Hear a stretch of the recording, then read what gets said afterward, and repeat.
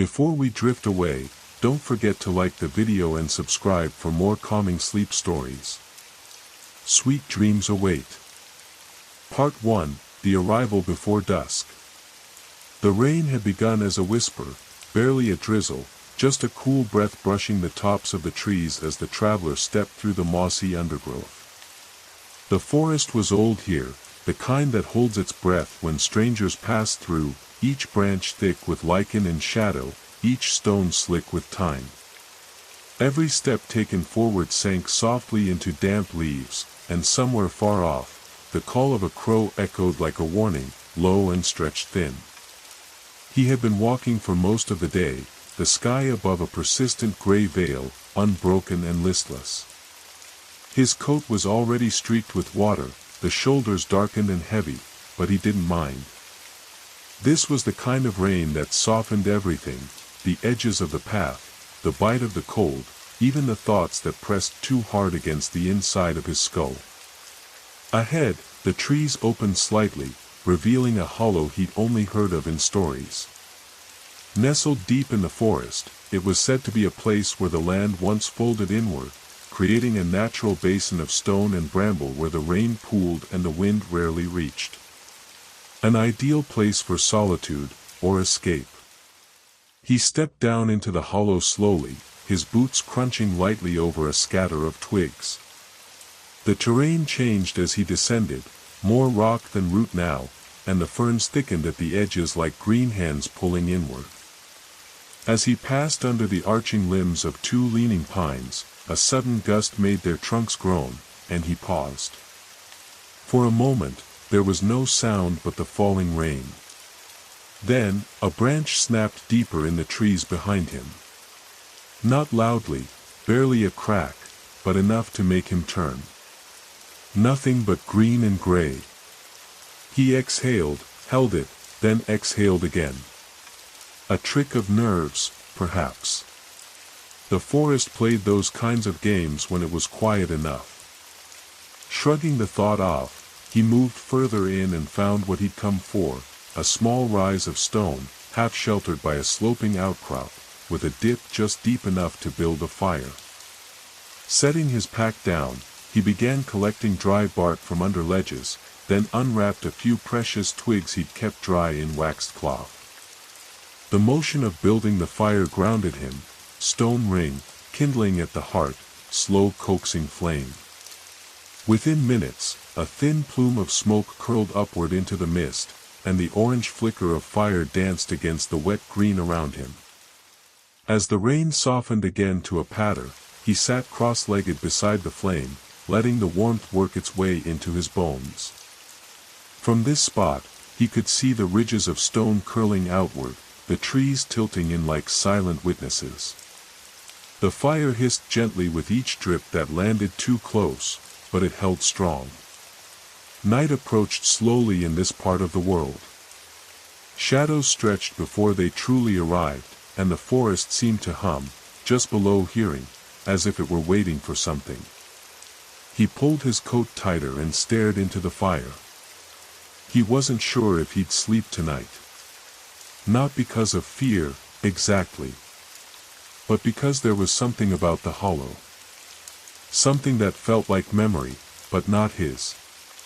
And far above, behind the clouds, the moon rose, unseen but pulling everything just slightly out of place. Part 2, The Dripping Silence. The fire burned low but steady, casting long, wavering shadows that danced over the rocks surrounding the hollow. The rain had lessened to a whisper now, not gone entirely, but softened, like it, too, had decided to settle in for the night. The man leaned back against his pack, pulling the collar of his coat up against the chill, and stared into the orange and red that pulsed in the center of his little world. There was a peace to it. Not the kind you find in comfort, exactly, but the quiet that comes when everything around you slows, as if the earth had taken a deep breath and was holding it. The dripping of rain from the pine branches above landed in an irregular rhythm, tapping against stone, leaf, or the canvas of his gear. Every drop had weight. Every drop, a tiny echo in the stillness. He watched the smoke rise, straight upward, as if even the wind had left this place alone. He wasn't here by accident. He had read about this hollow once, in a leather-bound field journal tucked away in the basement of a forgotten library wing. A passing mention in the notes of an old botanist who studied lichen patterns and bird migrations. But there had been a paragraph, barely half a page, describing a night he'd spent in a hollow where time moved strangely, and no bird dared sing. The words were plain, but their simplicity carried weight. He'd circled them. Then, years later, after his life had folded in on itself like damp parchment, he remembered. And now he was here. He didn't expect to find anything. Not really. But in some half-buried way, he hoped the place would unearth something in him. An answer. A memory. A thread to follow. Instead, what he felt was not clarity, but presence. The kind that lives in the quiet, and watches when you think you're alone. He reached out, feeding a thicker log into the flame. It cracked sharply, and the hollow seemed to flinch. Then, movement. He sat still, eyes narrowing toward the edge of the firelight. Just beyond it, where the trees turned black and the rain deepened into mist, something had shifted. Not enough to see clearly, no figure, no sound, but a definite sense of change. Like a tree had adjusted slightly, or the air had thickened in a new direction. He didn't move. Not yet. Instead, he waited, the firelight licking at his boot soles, the heat radiating against one side of his face. The dripping rain continued, 1,000 fingers tapping at the edge of thought. The wind, what little there was, shifted downward, and with it came a smell. Earth, moss, the faintest trace of something older. Not rot. Not animal. Stone. Cold, wet stone.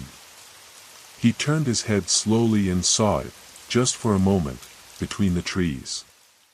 A shape that didn't move with the rain, didn't blend into the foliage. Narrow. Upright. Gone the moment he focused on it. The wind sighed again, drawing mist into the hollow like breath through a veil. He felt no fear. That struck him first. There was no pounding of his heart, no heat in his throat. Only a sharp, open attentiveness. Like he had become part of the woods. A matching stillness. Then the sound came. Not footsteps. Not a voice. But a soft, resonant vibration, like stone humming under pressure. Deep beneath the earth. So faint, it could have been imagined. But it moved through the hollow, touching the soles of his boots, the bones in his wrists, the place behind his eyes. And then it stopped. The fire flared for a second, sparks riding up into the cold wet air. He stood, not fully understanding why, and stepped away from the fire, just 2 paces. He faced the trees, the direction the shape had been. Silence. No more movement. Only the hush of pine needles dripping. But something had begun. Not an event. A mood. A slow, quiet turning. The forest was listening. And for the first time, so was he. Part 3, The Stones That Remember. The fire cracked behind him, stubborn and steady, sending a warm orange glow into the open mouth of the hollow. But his eyes remained fixed on the trees, specifically the spot where the shape had stood, or had seemed to. It wasn't there now. Nothing moved. But the longer he stared, the more the darkness of the woods felt like it wasn't just absence. It was layered. Alive in its stillness. He returned slowly to the fire and sat, one hand resting on his knee, the other absently touching the hilt of the old camping knife he'd slid beside him earlier. Not for defense, not really. He didn't feel threatened. Just noticed. Like the forest had accepted his presence as a small curiosity, and now regarded him from a distance. Above, a droplet of water rolled along the spine of a branch and fell straight onto the back of his hand. Cold. Perfectly round. It made him blink. He looked up again, and now he noticed something new, the rocks. They were all around the hollow's edges, at first glance, just the usual scatter of ancient boulders, mossy and worn. But here, under the fire's glow and the dripping trees, he saw a pattern in their arrangement. Subtle. A rough circle. Not perfect, but intentional. They were too evenly spaced. Too anchored. He rose again, this time circling the fire slowly, his boots squelching lightly in the wet mulch. One by one, he approached the stones, brushing back vines and rain-slick leaves, examining their surfaces. There were markings. Not deep. Not fresh. Erosion had nearly wiped them smooth. But faint lines remained, carved by human hands, long ago. Symbols, maybe. Perhaps nothing more than time-worn etchings from an old tribe or wayfarer, left behind before maps claimed the land. One stone in particular drew him closer.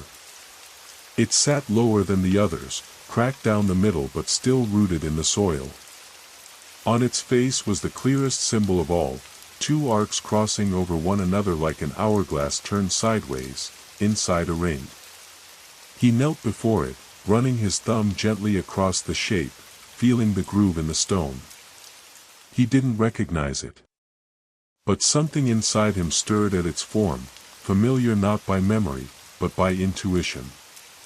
A kind of ancient language that bypassed the thinking mind. The wind sighed again. This time from below. Not above, not the trees swaying, but from the ground, just beneath his feet. A breath, low and wide, like a tunnel exhaling. He stood quickly, not in fear, but in astonishment. Was the hollow not just a basin, but an entrance? He looked at the ground near the carved stone, where the soil pooled darker than the rest. Crouching, he brushed aside the leaf litter. His fingers struck something firm, not rock, but wood. Weathered. Unmoving. A cover. A slat. A hatch. Heart steady, breath tight, he cleared more of the debris until the shape became obvious, a square of dark, moss-flecked wood set flush with the ground. Iron nails, rusted but still holding. A ring handle, half buried and cold to the touch. He sat back on his heels, rain dripping from the tip of his hood. The fire hissed behind him. The hollow waited. He didn't move to open it. Not yet. Some part of him knew that would come later, perhaps not even tonight. This place wasn't demanding anything of him. It was inviting. Slowly. Like a host who waits for the guest to speak first. He stood again and returned to the fire, letting the warmth press into his skin. The rain had picked up slightly, a gentle pattering against the canopy above. The trees moaned quietly in the distance, creaking as they swayed. Sleep, he thought, might come hard tonight. But it would come eventually, curled near the flame, the stones at his back, the wood beneath him holding its secrets for just one more night. He lay back and listened, to the rain, to the fire, to the sound of stones remembering something they weren't quite ready to share.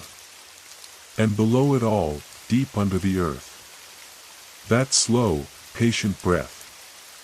Part 4, A Night Without Echoes. The hollow didn't sleep the way the rest of the forest did. Not completely. As the man drifted between waking and dreaming, the rain's rhythm took on strange patterns, no longer random, but purposeful, like a coded language spoken in taps and drips.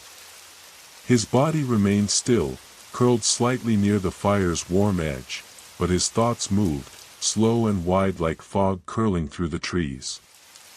Somewhere in the folds of sleep, he became aware of a deep quiet, not just silence, but a kind of absence. A space where sound should have existed but didn't. Even the fire, which still burned gently, no longer crackled. No owls called. No insects sang. He opened his eyes. The hollow glowed faintly in the firelight, orange against endless dark. The mist had thickened now, not just around the fire but within it, smoke and fog blending until flame and air became inseparable. He sat up slowly, blinking.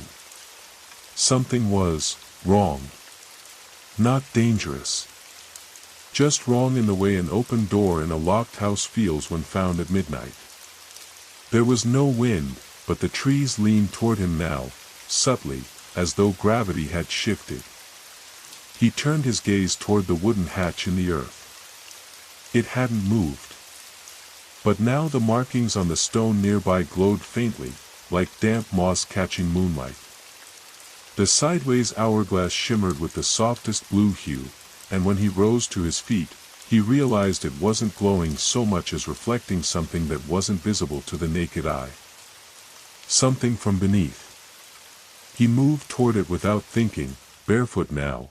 He couldn't remember removing his boots. The soil was cold and soft under his feet, but it didn't chill him. It welcomed him, like steps worn smooth by generations of passage.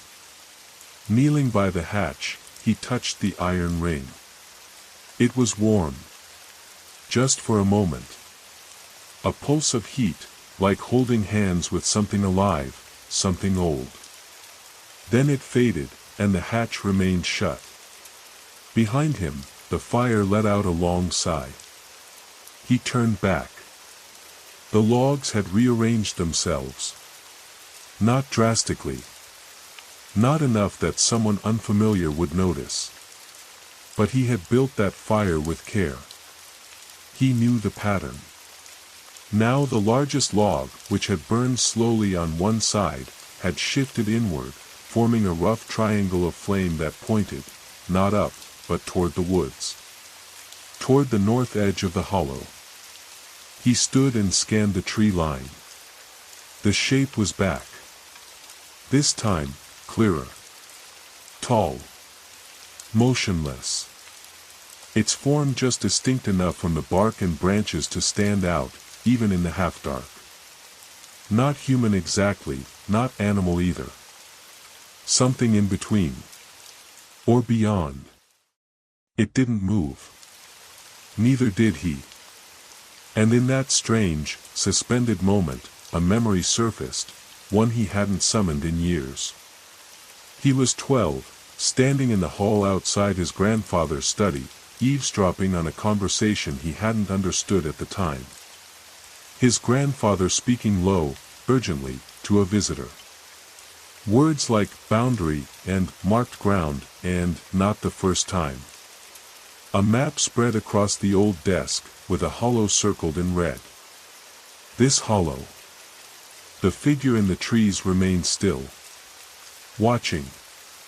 Then, without a sound, it turned, slowly, and walked into the woods.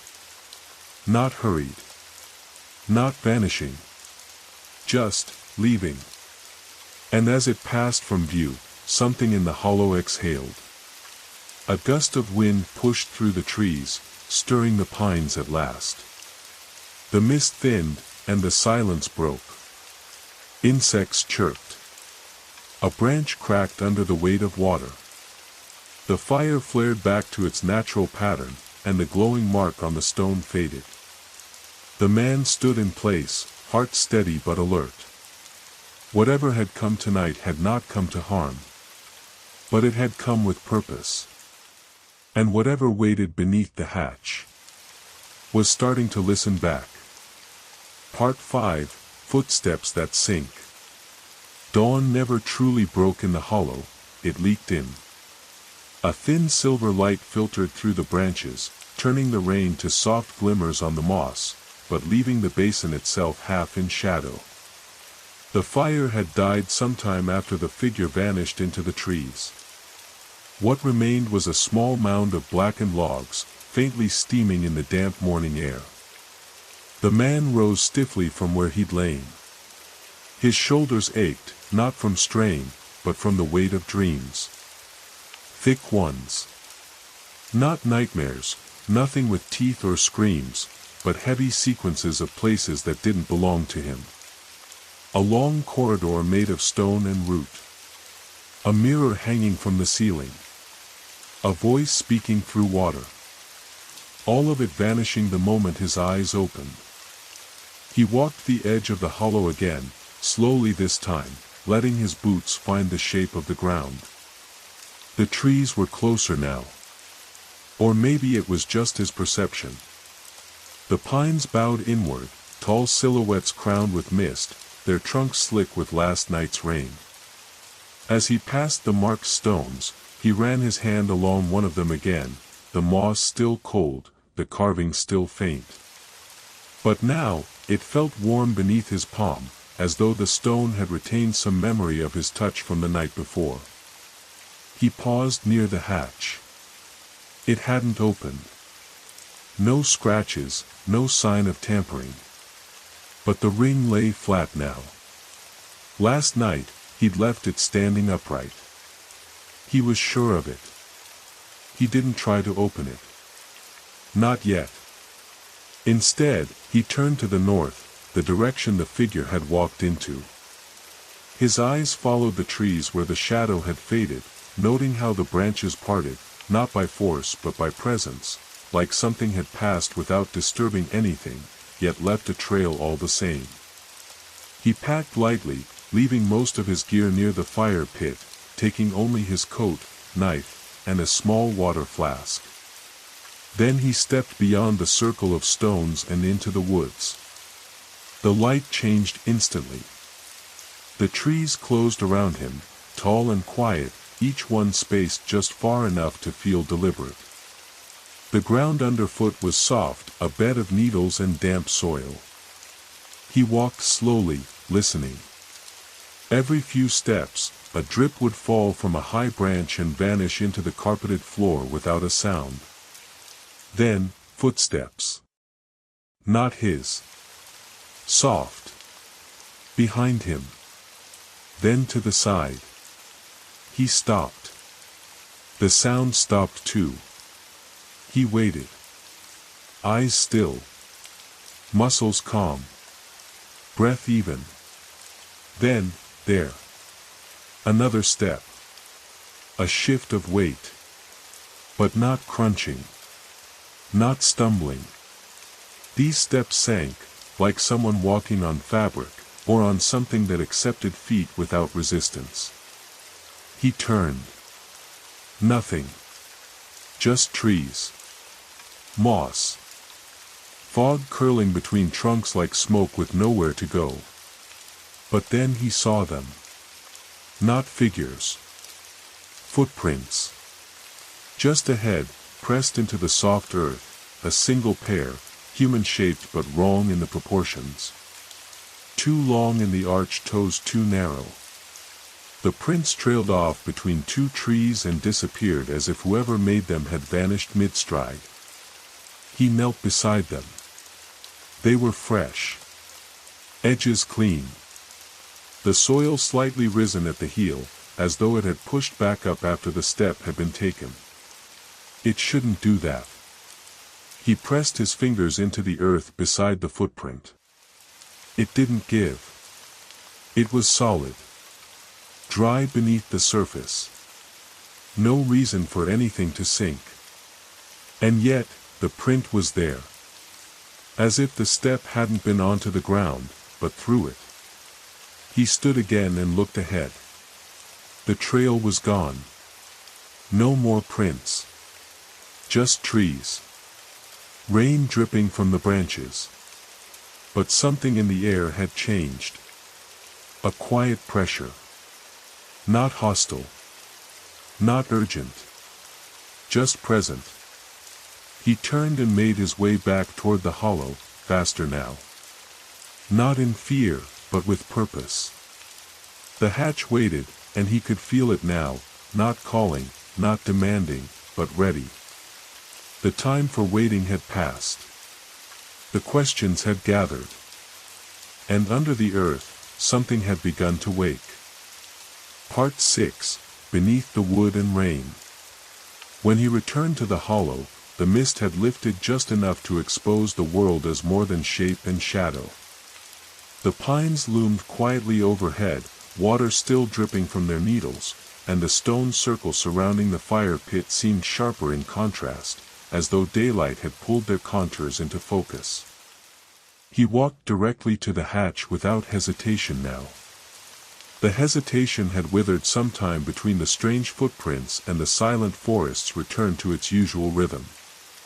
He couldn't shake the sense that the hollow, the stones, even the trees had been waiting, not for him to find the hatch, but for him to decide when to open it.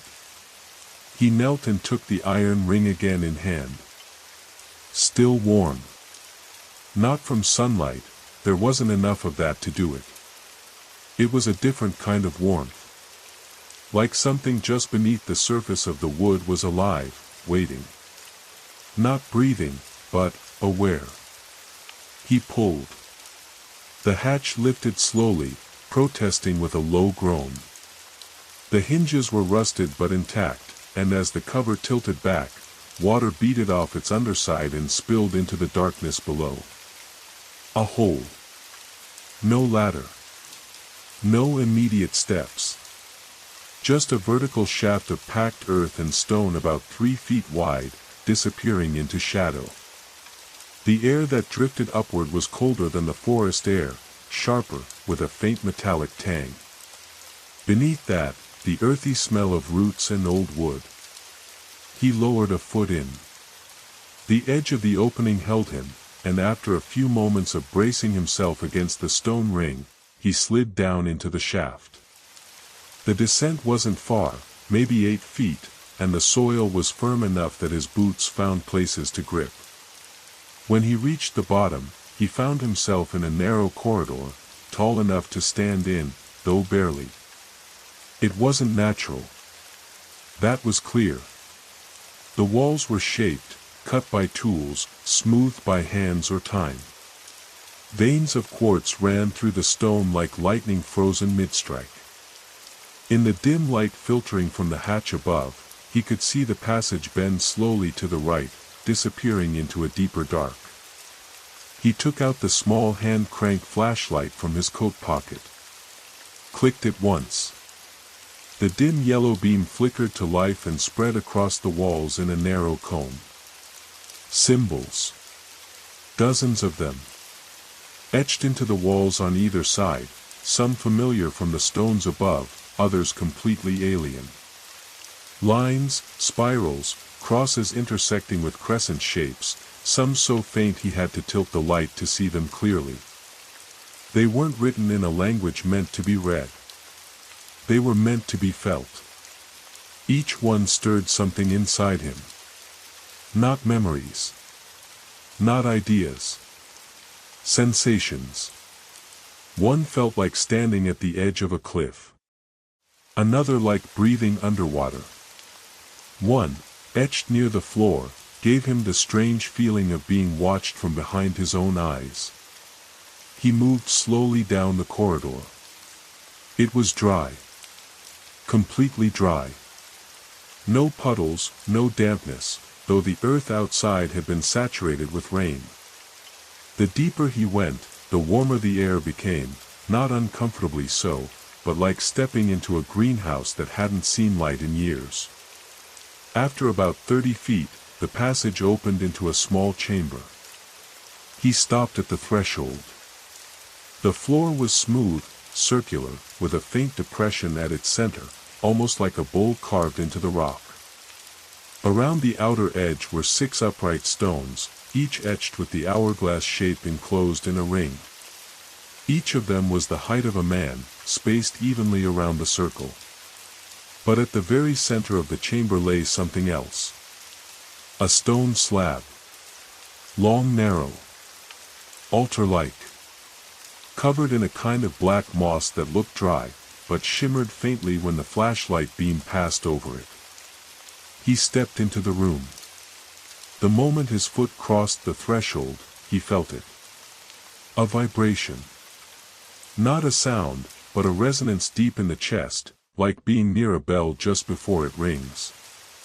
The moss on the slab rippled slightly, not from wind, but as if something had shifted beneath it. He approached slowly. His hand hovered over the surface of the slab, the moss just inches below his fingertips. And then, he touched it. A single flash behind his eyes. Bright, silent, wide. And in that flash, he saw trees burning, without fire. A hand reaching out of the stone. Eyes, not human, watching from beneath the roots. And the hollow, again, only older. Wilder. Waiting. He staggered back, breath shallow. The slab was still. The moss undisturbed. But now the chamber felt different. Not threatening. Awake. He turned slowly toward the exit, not fleeing, but retreating, giving the place its space. Whatever he had just touched, it hadn't hurt him. It had shown him something. The first step. A vision. A threshold passed. The forest had let him in. But the hollow had opened its eyes. Part 7, Echoes in the Green Flame. He climbed back into the hollow slowly, pulling himself up through the mouth of the shaft, his hands slick with earth. The hatch, left open, yawned beside the fire pit like a waiting question. The sky overhead had begun to thicken again with low clouds, and the mist had returned, curling along the ground like curious fingers. The rain, though soft, was steady now, soaking into his coat as he stood motionless at the edge of the world below. He looked around. Nothing had changed, and yet everything had. The fire was still cold ash. His gear was still arranged where he had left it. But the air buzzed faintly. Not with sound, but with that peculiar energy he'd felt beneath the earth. A tremor in the atmosphere, subtle as a held breath. Then he noticed the moss. The hollow was covered in it, nothing new there, but now, some patches shimmered faintly where the rain hit them. Not everywhere. Just at the base of the trees, and especially around the ring of stones. He crouched beside one. The moss didn't glisten with water. It shimmered from within, like it had absorbed something not of sunlight. He reached out to touch it, but paused. This was the same shimmer that had lined the black moss on the altar. The same pulse he had felt when the symbols beneath the earth lit something behind his eyes. Instead of touching it, he sat cross-legged beside the stone and closed his eyes. The hollow, the rain, the trees, all of it pressed in, gently, like a cocoon. And then he heard it. A low hum, vibrating in his chest, but this time clearer. Musical. Like a single, sustained note held by an unseen voice. It wasn't coming from any one direction, it came from the space itself. The hollow was singing. Or rather, something beneath it was. A voice old enough to shape stone, speaking through time in a single tone. Then, the color. He opened his eyes and saw it, green fire. Not flame in the usual sense. There was no heat. But rising faintly from the cracks between the stones was a flickering emerald glow, like candlelight painted with moss and jade. It swayed gently in the mist, casting strange shadows across the hollow floor. The green flame did not consume. It simply was. And within it, images danced. At first, he thought it was imagination, but as he watched, the shape solidified. People. Moving. Hooded figures kneeling beside the stones. Others standing with arms raised toward the sky. A procession. A ritual. All silent. All playing out in the heart of the flame, like echoes trapped in the breath of the forest.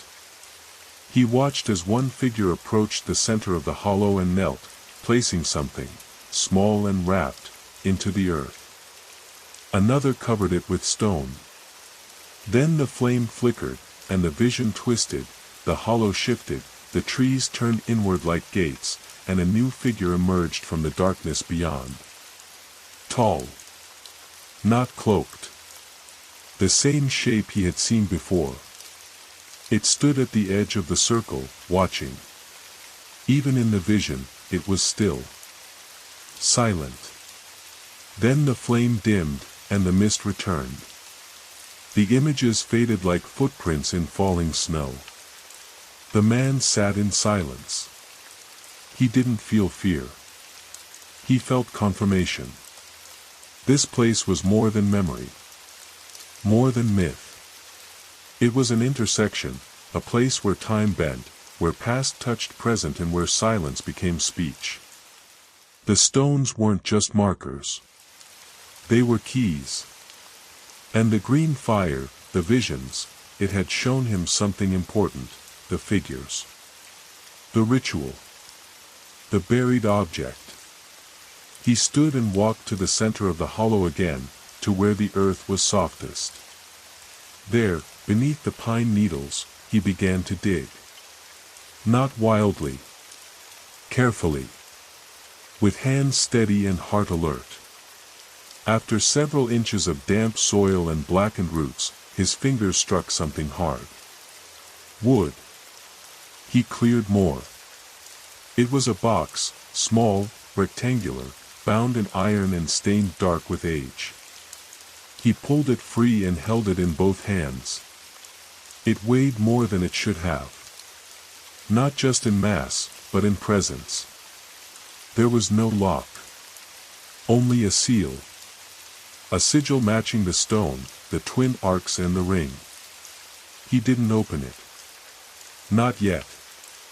He simply sat with it in his lap, the mist drawing close again, the forest holding its breath. The green flame had faded, but something remained. The hollow had remembered. And now, so had he. Part 8, The Weight of the Box. The box rested in his lap like a living thing, solid, quiet, and humming faintly at the edges of perception. It was not a sound he could hear, not even a vibration he could feel. It was the kind of presence that lived beneath language. The kind that drew your attention even when your eyes were closed. He sat in the center of the hollow, legs crossed, head bowed slightly, the box nestled in his hands like an offering. Around him, the stones loomed in their eternal vigil. The rain had thinned into a fine mist, softening the world into a watercolor of greens and grays. Pine needles clung to his sleeves, to the folds of his coat, and still he didn't move. Not yet. The seal on the box was more than a symbol, it felt like a threshold. Two arcs intersecting inside a ring. A portal, or a crossing. Or perhaps, a warning. He didn't feel fear. He hadn't for some time now. But there was a gravity to this moment. A pressure that lived in his chest, just behind the sternum. A waiting. The wind moved gently through the pines above. He could hear it now. Not in gusts or rustling leaves, but in the deep creak of branches, the whisper of damp needles adjusting their weight. It sounded like a language too old for words. He placed the box carefully on the ground before him and unwrapped the scarf from his neck, using it to wipe away the last of the wet soil and moss clinging to the wood. The box was carved from something dark, maybe yew or walnut, though it had aged so deeply that its original color was almost lost. The iron bands had no rust, which struck him as odd, given the moisture of the forest and the centuries implied by the vision he'd seen. He ran a finger along the seal, feeling the faint indentation in the wood. The symbol wasn't painted or inlaid, it was part of the grain itself, like the tree had grown around the shape. He took a slow breath. Then another. And he opened the box. The hinges made no sound. The lid rose smoothly, and the scent that greeted him was unexpected, neither rot nor dust, but something like herbs and clean stone. Cool. Ancient. Preserved. Inside, nestled in black cloth, was a bundle. Small. Wrapped in thin, brittle leather.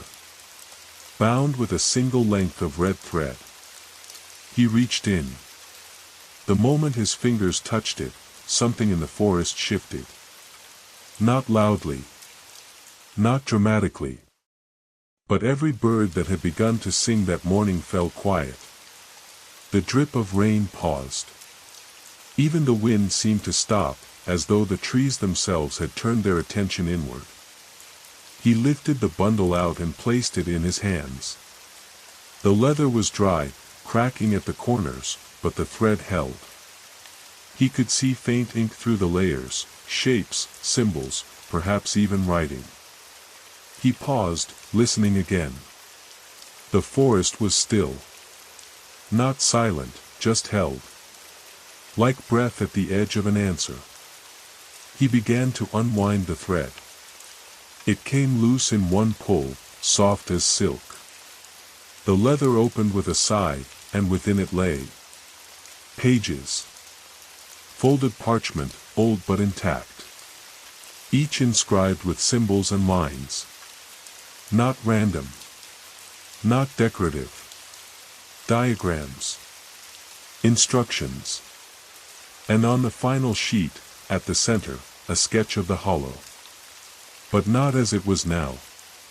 As it had been. The trees were younger. The stones newer. Figures stood at each point of the circle, their hands outstretched. In the center, the slab, same as the one below ground, and above it, something hovering. Not a flame.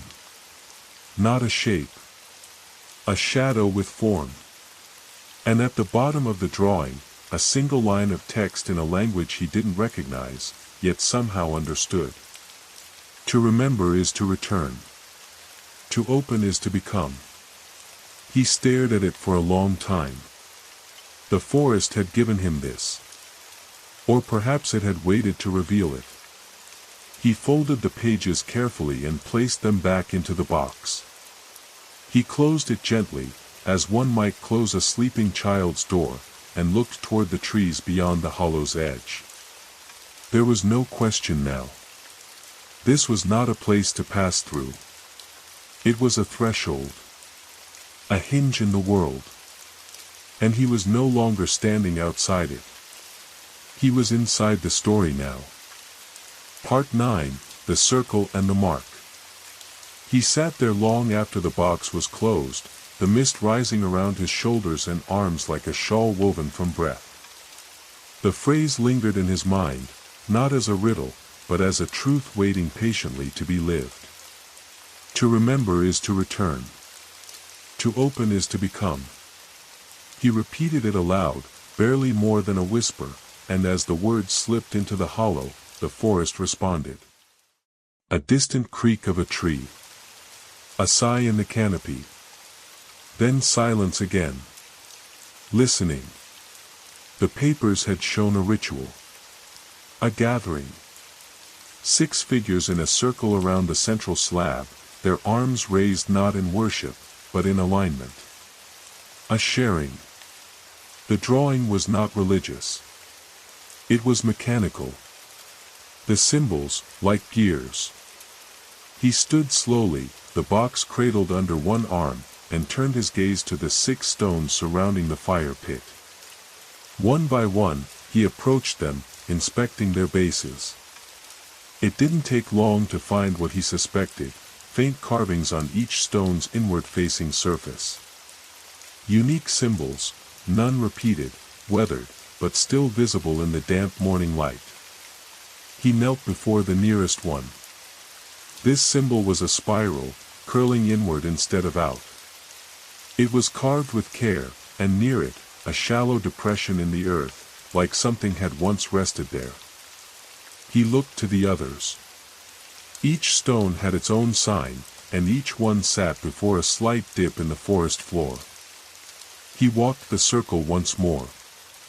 6 stones. 6 symbols. 6 shallow impressions. And in the center of it all, the hatch, the fire pit, and the place where he had unearthed the box. A design. A structure. Something long forgotten, or perhaps deliberately buried. He returned to the box and opened it again, carefully removing the folded pages. Turning past the map of the hollow, he found what he hoped for, a page with all 6 symbols drawn in a wheel, each connected to the center by a single, unbroken line. In the middle, the hourglass. The threshold. He crouched near the fire pit, now just wet ash, and brushed the earth back with his hands. As the soil peeled away, his fingers struck stone. Flat. Circular. He cleared more, revealing a ring about 3 feet across, flush with the earth, its edge hidden just beneath the moss. At its center was the same mark from the altar and the box, twin arcs within a circle, etched deeply into the surface. It was a keyhole of sorts. Not for a lock, but for something else. An alignment. He rose, breathing in the thick forest air. The mist around the edges of the hollow was thicker now, obscuring the trees just beyond the stones. It gave the space a feeling of separation, like the world had retreated slightly. Like time had folded inward. He placed the box in the center of the ring, directly atop the carved symbol. Then he stepped back and surveyed the circle again.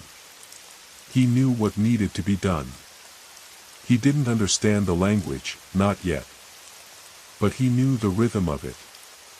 He felt it in the soil, in the quiet thrum beneath his boots, in the pulse behind the symbols themselves. This was no longer a matter of curiosity. It was memory. Return.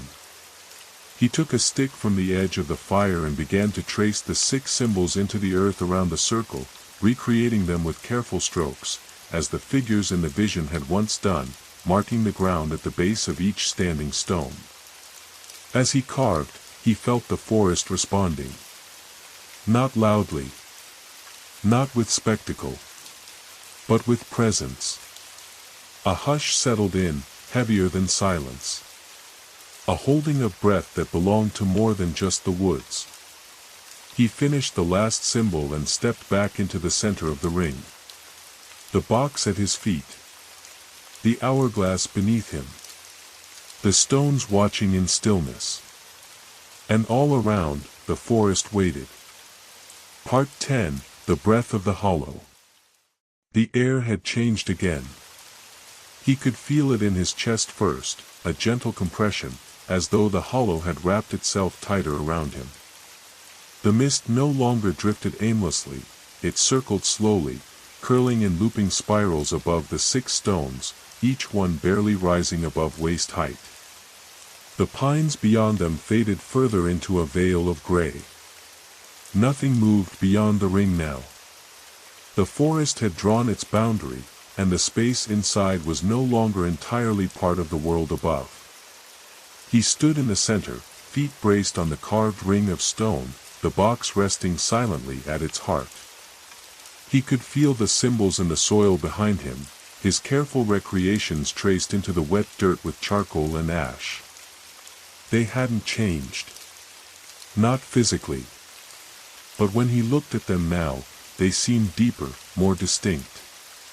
As if they'd been drawn not by his hand, but by something older remembering through him.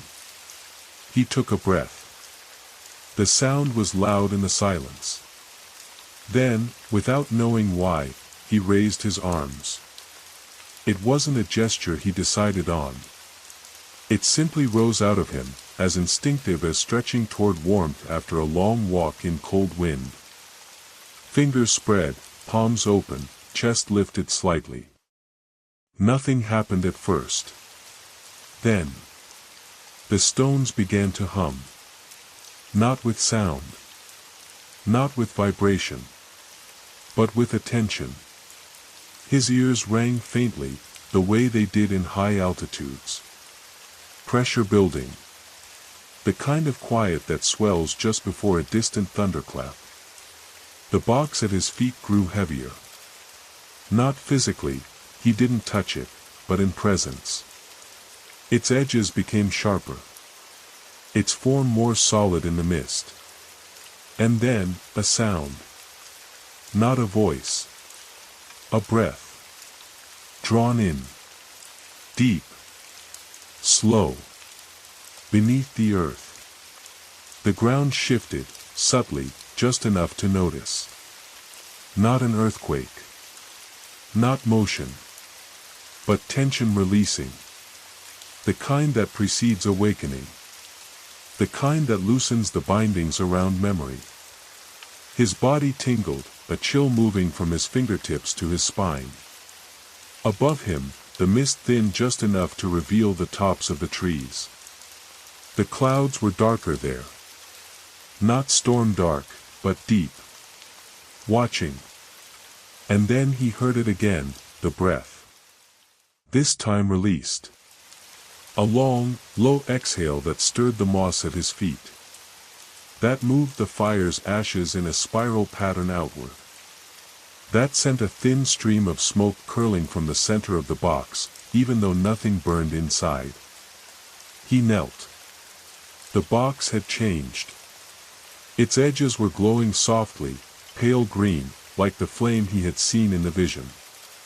The metal bands shimmered as though reflecting something unseen, and the wood beneath them pulsed faintly with light. The box itself did not open. It remained sealed. But the air around it rippled. A memory emerged, not his, but embedded in the place. He saw the hollow again, but hundreds of years younger. 6 figures stood where he now stood, their hands raised, just as his had been. In the center, another box. Identical. They chanted, not with voices, but with motion, rhythm, alignment. One figure stepped forward, unwrapped something from their arm, a length of red thread, and placed it inside the box. Then the box was closed, and sealed, and buried. A message. A memory. A lock. His eyes opened. The mist had receded slightly. The forest was still watching, but the pressure had lifted. The moment had passed, but not fully. Something had changed, not outside, but within him. The forest had shared its breath. It had offered a glimpse. Not a gift. Not a warning. An invitation. He stood slowly, letting his arms fall to his sides, and looked around the circle once more. The symbols glowed faintly in the soil, just enough to mark their presence. The box at the center pulsed once more, then dimmed. Still sealed. Still waiting. But now, he understood something vital. The ritual had not been completed. What he had done was a key, a first unlocking. But beneath the hollow, there was still a door. And he had only just begun to find its shape. Part 11, Threads in the Soil. The forest exhaled again, but softer now, like a sigh given in trust. As if the old trees had watched him long enough to relax their guard, just slightly. The mist, still curling between trunks, no longer obscured the ring of stone. It framed it. Almost lovingly. As though the hollow had accepted its role not just as a place of sleep and shelter, but as a remembering thing. The man stood in the circle's center, staring down at the sealed box. It no longer pulsed. The glow had faded with the breath, but the air still held that feeling of weight, like something had awakened beneath the ground and had chosen, for now, to wait. He stepped beyond the ring, his boots pressing carefully against the softened earth. His mind was still wrapped in the echo of what he'd seen, 6 figures in the past, and the red thread. That image stuck to him like fog to fabric. The thread. He returned to his gear near the fire pit, where a weathered leather pouch held small tools, flint, twine. Inside, among the loops of paracord and old keys, was something he hadn't used in years, a thin coil of waxed red thread, kept from an old repair kit. He had forgotten he even carried it. His fingers hesitated around it. Was this coincidence? Or had the hollow remembered through him, nudging him toward what it needed? He took the thread in hand. It was light. Smooth. And as he turned back to the circle of stones, something tugged quietly at the edge of his awareness. A pull. Not physical. Not directional. A resonance. He returned to the stone where he had first seen the inward spiral carving, crouching to study the soil near its base. The shallow depression he'd noticed earlier was deeper than the others, lined faintly with traces of blackened moss. He knelt and ran the thread through his fingers. It was a key. No, a bridge. Something in the forest's silence seemed to affirm that. He stood and tied one end of the red thread around a small branch, stripped of leaves and bark, and gently placed it into the depression at the base of the stone. He then turned slowly, moving around the circle, laying the thread across the earth from stone to stone, unbroken, careful not to lift it once it touched the ground. The thread was longer than it should have been. It reached all 6 stones with length to spare, looping each base gently in sequence. And as it did, the air within the circle grew warmer. Still cool, still damp with the memory of rain, but wrapped now in a warmth not made of fire. A pulse. Alive. By the time he returned to the center and tied the final knot, binding the loose end around the box's iron band, the mist had drawn inward again.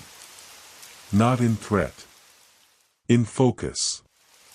He sat down, the box before him. Waited. And then, in the center of the stone ring, just beside the box, something began to bloom. A thread. Red. Not the one he'd placed, but another, older, rising up from the soil like a root remembering where it belonged. It curled once in the air, shimmered faintly in the morning light, and then dropped to the earth beside the others. Still. Waiting. He didn't touch it. Instead, he watched. Because beneath the thread, the soil darkened. Not wet, but rich. Alive. And for a moment, he thought he could see something beneath the surface. A glint of light. A curve. A chamber. Another shape, perhaps. Another box. No, something round. He reached forward, paused. This was not something to rush. He looked up. The pines swayed gently now, their trunks no longer pressing inward but bowing slightly, reverently. The forest was no longer simply sheltering him. It was observing ritual. And the man, now, was part of it. Part 12, The Object Below. The earth beneath the red thread pulsed faintly, like a heartbeat hidden in soil. It wasn't movement he could see, only feel. The ground there had deepened, become looser, darker, as if the hollow had exhaled something buried long ago. The other red thread, the one that had risen from the soil, lay silent beside the one he'd placed, the 2 lines resting parallel across the moss-covered circle like veins newly drawn beneath skin. He reached for the earth beside the box, fingers trembling, not from fear, but from anticipation sharpened to a blade's edge. The soil accepted his touch easily, parting under his hand without resistance. It felt warm now. Not hot, not unnatural, just alive. Like it had been storing something deep beneath the roots, something ready to be remembered. An inch down, his fingertips touched metal. Cold at first, but quickly warming to his skin. He dug more carefully now, brushing the soil back with open palms, clearing the top of what appeared to be a disc-shaped object. Smooth. Almost seamless. Unlike the box, this had no grain, no carving. But as he exposed more of it, faint markings began to appear, etched delicately around the edge. Tiny lines. Not decorative. Measured. Like something made for use. He worked in silence, letting the rain speak for him as it whispered across the canopy, and finally, with both hands under the edges, he lifted the object free from the earth. It was heavier than it looked. Shaped like a shallow bowl turned upside down, about the size of a plate, its underside smooth and matte, but the top bore a single sigil in its center, the hourglass inside a ring. Around it, 6 lines stretched outward in symmetrical spokes, each ending in a notch. He looked up at the 6 stones. Then down again at the disc. The alignment was clear. He stood and walked to the carved ring of stone in the center of the circle, brushing aside more pine needles until the entire circle was visible. A shallow recess had been carved into the center, the exact size and shape of the disc. He placed it carefully into the groove. It clicked gently into place, like a puzzle piece returning home. And when it did, the air shifted again. This time, not a breath, but a sound. A low, distant chime. It seemed to come from nowhere and everywhere at once. Faint, like wind in metal pipes. It echoed once through the hollow, and then was gone. The mist inside the circle began to rise. Not just drifting, but lifting, upward, in gentle columns around each stone. It looked like smoke, rising from invisible flames. His skin tingled. A faint pressure built behind his eyes, not painful, but undeniable. He knelt before the disc. It was no longer metal. No longer cold. It shimmered now, its surface shifting subtly between form and suggestion, like water stretched thin across stone, holding reflections from a world not entirely here. And then, just for a moment, he saw something inside it. A face. Not clear. Not human. Eyes that didn't blink. Features that suggested symmetry, but didn't adhere to it. A being with presence but not shape. It was watching him. Not judging. Not beckoning. Observing. And then it was gone. The disc grew still. The mist around the stones faded. The hum fell back to silence. But the man remained kneeling, breath shallow, heart slow. He understood something now. The hollow was not merely a place of memory. It was a conduit. The disc was not a relic. It was a door. And whatever lay beneath it, beneath all of it, was waking faster now. Not because he had disturbed it, but because he had been expected. Part 13, The Shape of the Door. The forest no longer felt like a wilderness. It felt like a chamber. The mist had retreated again, not vanished, but pulled back to the edge of the circle, coiling along the trunks of the 6 guardian stones, as though afraid to come closer. The trees, too, stood differently now. He hadn't noticed it at first, but the pines that ringed the hollow leaned just slightly outward now, away from him and the circle. as if something beneath the soil had pressed upward and made them step back. He was still kneeling before the disc. It was quiet now, no more shimmer, no more glow, but it had not returned to metal. Its surface remained strange, softly reflective. Not glass, not liquid, something in between. The sigil at its center pulsed faintly, only visible when his breath passed over it. He placed his palm against it. No resistance. No temperature. And yet, it answered. Not with words. With image. Suddenly, his mind was elsewhere, not in memory, not in dream, but in something deeper. A space beneath his thoughts. And within it, he saw a vast cavern, roots hanging from a ceiling lost in shadow. Stone stairs, spiraling down past walls carved with thousands of tiny hourglasses. A tree, inverted, its roots reaching upward like fingers through ash. And at its base, a second circle. But larger. Not made of stone. He gasped as his palm pulled back. The disc was still. But his chest burned with the memory of that vision. The hollow, he realized, was just the beginning. The real place, the thing the forest guarded, was below. He rose and stepped back. If the disc was the key, then the hourglass beneath it was the lock. And he had turned it. He circled the ring slowly, looking again at the stones.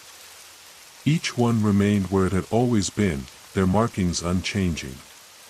But something was different. He moved to the stone marked with the inward spiral, the first one he had traced earlier. The soil at its base was gone. Not disturbed. Gone. A perfect hole remained, circular and smooth-edged, leading into the earth like the mouth of a tunnel. Only inches wide, too small for a hand, but clearly artificial. Clearly meant to be found. He walked to the next stone. The same. Each one.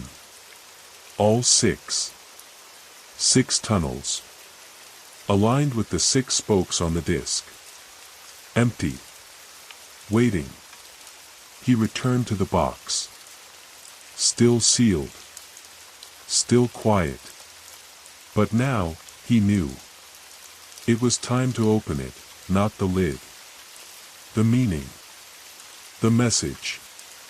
He brought it to the disc, placed it beside the sigil, and unwrapped the leather once more. The red thread, now faintly darker than before, trembled slightly as if aware of the proximity to the door. He unfolded the parchment again. There were new marks on the page. He was certain they hadn't been there before. Faint smudges near the hourglass at the center. 6 dots. Aligned to the outer edge. Connected by threads. And beside each dot, a small symbol, now recognizable from the stones. Spiral. Crescent. Forked lines. Hooks. A map. Or rather, a pattern. He looked to the hollow around him. The earth felt soft again. Not weak, but receptive. The forest was listening. It had offered him its breath. Then its silence. Now, its path. The man folded the parchment carefully and stood, heart steady. There was no longer a question of if he would go further. Only how deep. And whether, once inside, he would still be able to return. Part 14, the descent begins. Even the rain had paused. The mist still curled softly between the pines, and the trees stood in their crooked reverence around the hollow, but the rain, steady for days, had gone quiet, as if the sky, too, now waited. He stood in the center of the circle, the box cradled under one arm, the folded parchment in the other, and the red thread coiled loosely around his wrist like a vein plucked from some deeper body. Around him, the 6 small tunnels beneath the stones breathed silence.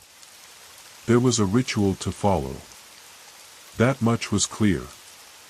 The forest had not demanded it, it had revealed it. The disc, the markings, the buried box, the hourglass, all pieces of a mechanism too old for memory but too alive to ignore. The drawings had shown the 6 dots, the red thread, the alignment. But what lay beneath? He would need to find the path. He turned to the first stone again, the one marked with the inward spiral, and crouched low before its open tunnel. The passage was small, barely the width of a wrist, but as he leaned in, he felt a breeze against his cheek. A breeze. From below. The tunnel was deep. He unspooled a section of the red thread from his wrist and fed it gently into the opening, letting it slide inward like a fuse finding its source.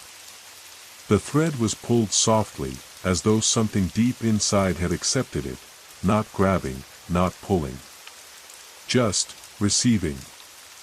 He tied the thread off to the base of the stone with a small knot, anchoring it. Then he moved clockwise to the second. Another breeze. Another tunnel. Another length of thread, unwound and lowered gently. He moved slowly, methodically, his hands precise. By the time he reached the 6th and final stone, the mist had thickened again, but it no longer felt like fog, it felt like veil. Curtain. Boundary. Not meant to obscure, but to mark the edge of something sacred. When the final thread was anchored, he stood back in the center of the hollow. 6 tunnels. 6 threads.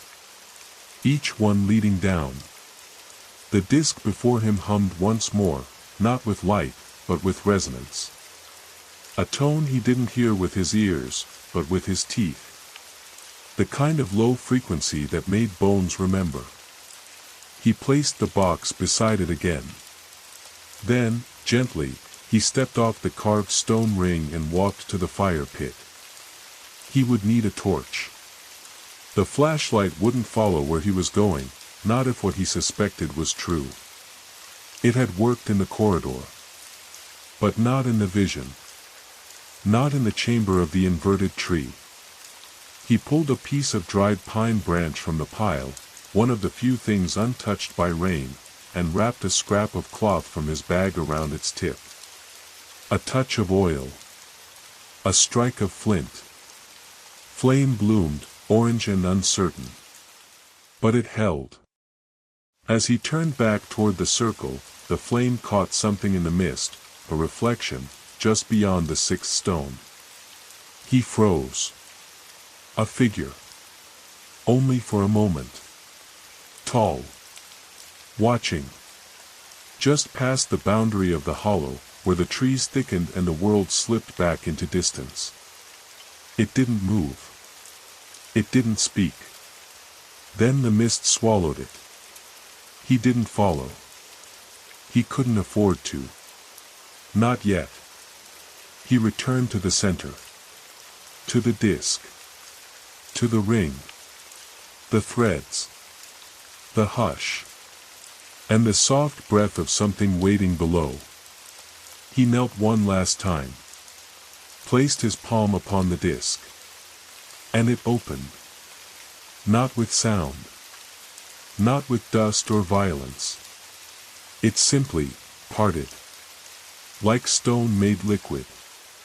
The sigil melted away, and the disc split cleanly down the center, sliding outward in a perfect circle.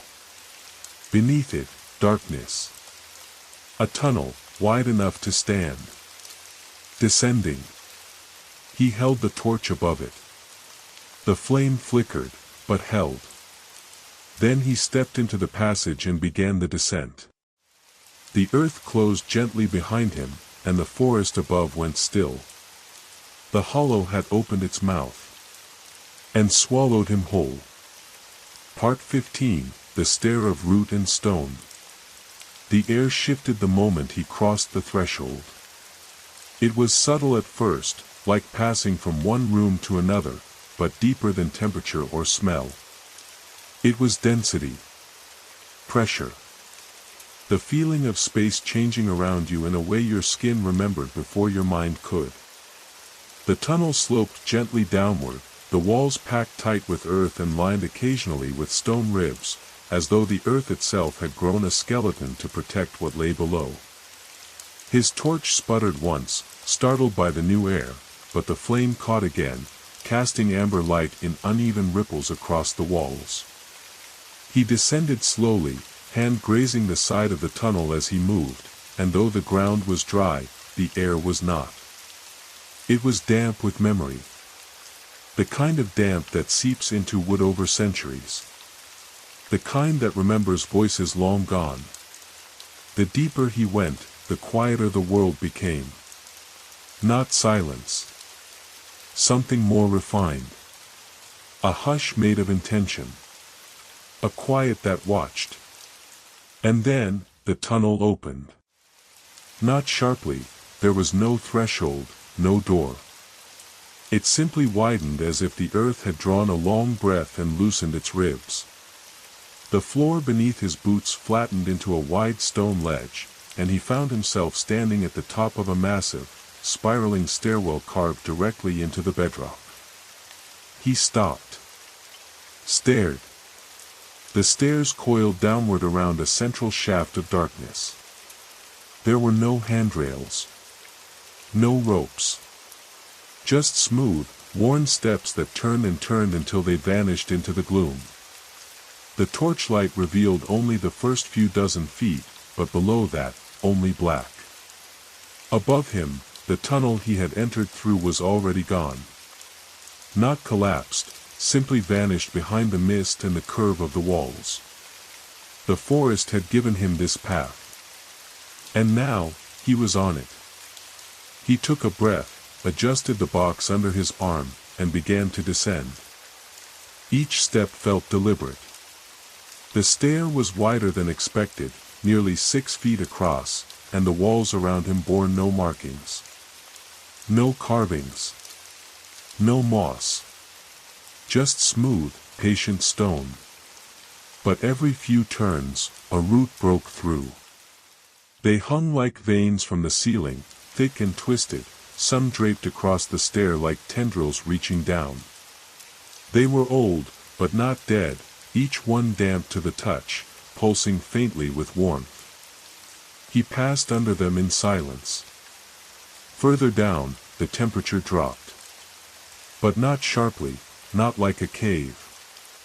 This was a different cold. Not of air. Of time. He began to see things in the stone. Shapes not carved, but embedded. Fossils, maybe. Small ones. Spirals.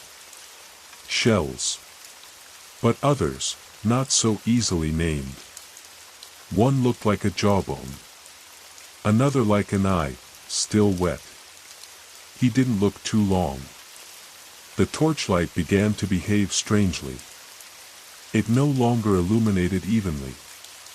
Some parts of the stair glowed golden, while others swallowed the light entirely.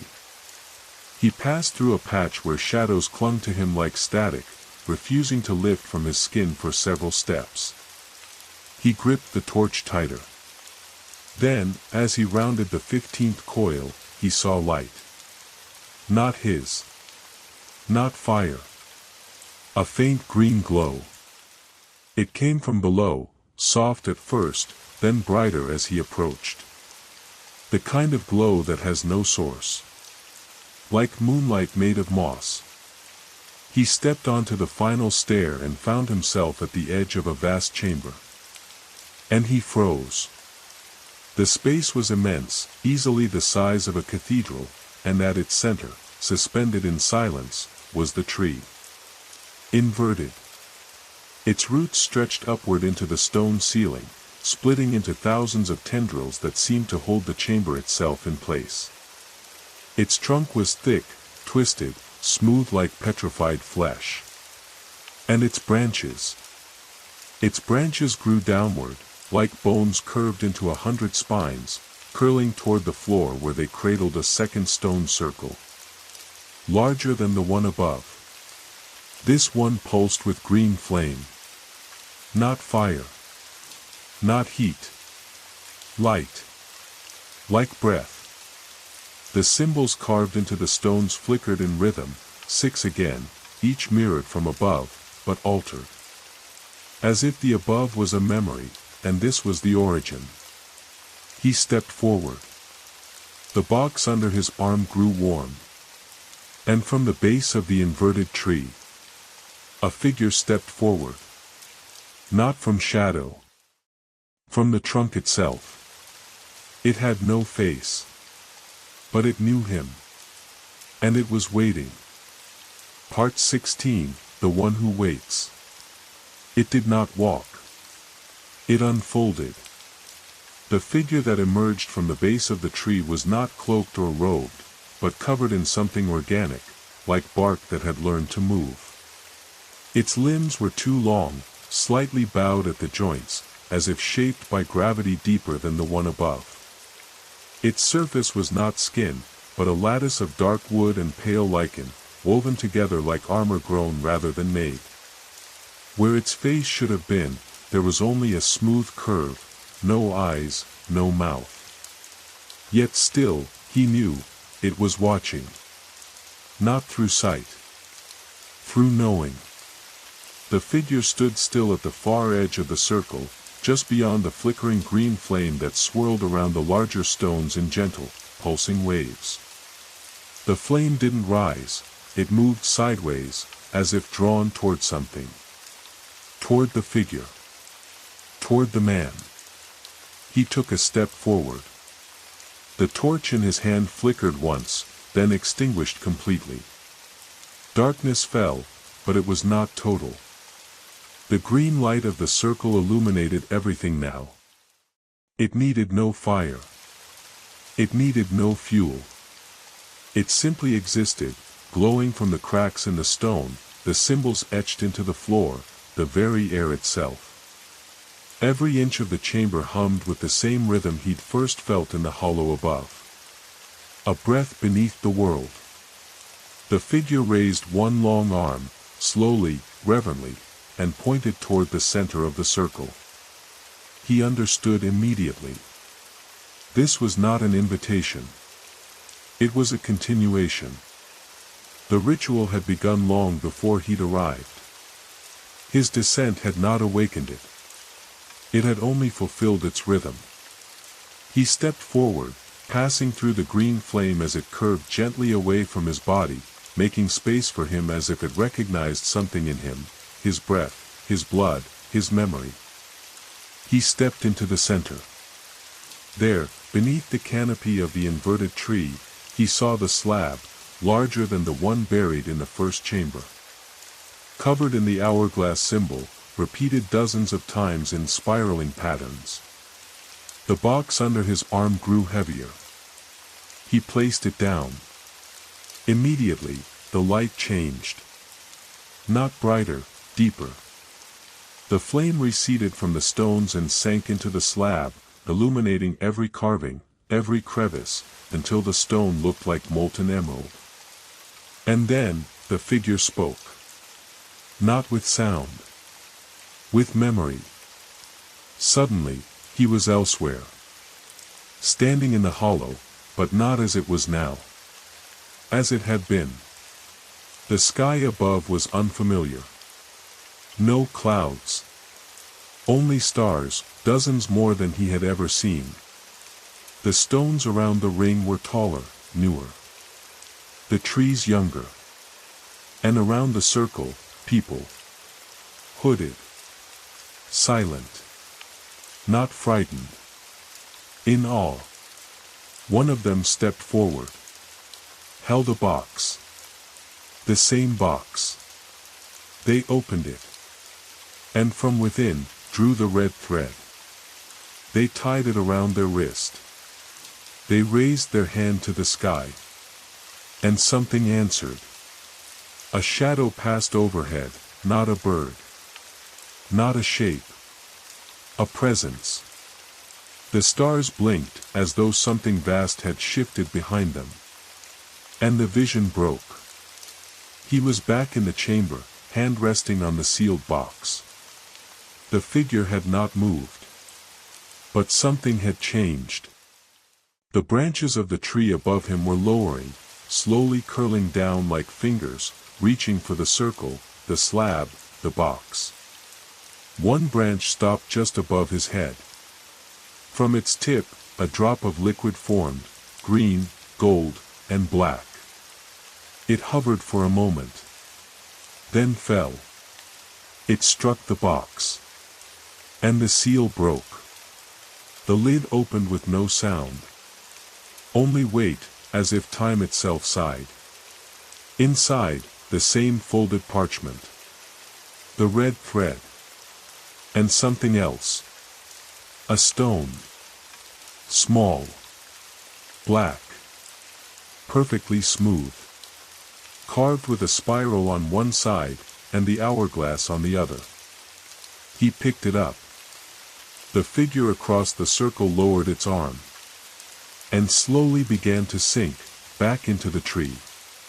Not retreating. Returning. The branches above him rose again, folding gently upward. The green flame pulsed once more, slow, full. And then, the chamber began to breathe. Not with air. With light. The slab beneath him shifted. The spiral and the stone in his hand glowed faintly, warming his palm. He looked up. He knew what he held was not a tool. It was a key. And this was only the first lock. Part 17, Beneath the Spiral. The spiral on the stone was shallow, but perfect. It seemed to pull his eye inward no matter how he turned it, drawing thought and attention toward its center like a tide. The hourglass on the opposite face pulsed dimly, sinking with the green glow that still traced through the carvings in the slab beneath his feet. The box beside him lay open now, its contents still, the parchment, the thread, and the strange, black key. The chamber had settled into stillness. The figure was gone, back into the roots of the inverted tree. The flame no longer moved along the floor, it hovered now, suspended in tiny particles across the room, like dust caught in moonlight, waiting for air to stir it. He stood alone. But not unwatched. Not here. The key warmed in his hand. Not uncomfortably, but with intention. He knelt, placed the box aside, and examined the central slab again. There were no obvious indentations, no hinges, no seams.